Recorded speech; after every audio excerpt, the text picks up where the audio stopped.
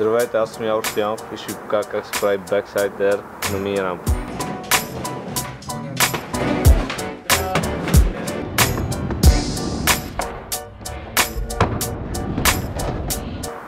Първото нещо, което трябва да знаете е как да правите оли.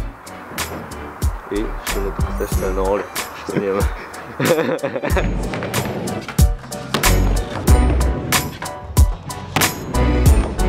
Второто нещо е как си слагаме краката.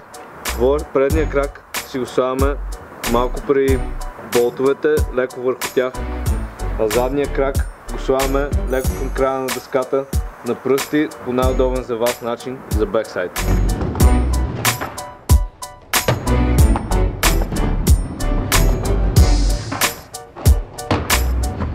След това е много важен захода за бексайд на рампата. Трябва да го правите не в средата, а да сте леко в края на рампата. Чупването става малко преди тръбата.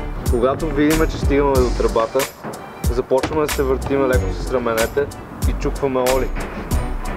Във въздуха засичаме нагоре и бутаме след това надолу. Въртенето става с раменете на 180 и леко надолу, за да може да влезем в рампата с хубаво тежестта да бъде на предния крак, за да не паднем назад. Трябва да влезем хубаво на 180 градуса без никакви ревърти.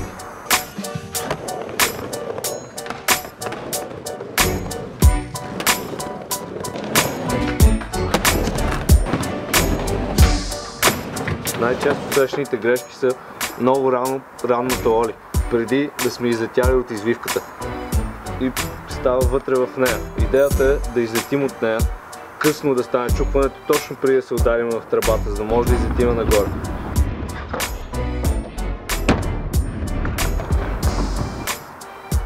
И така се прави бексайд на мини рампа.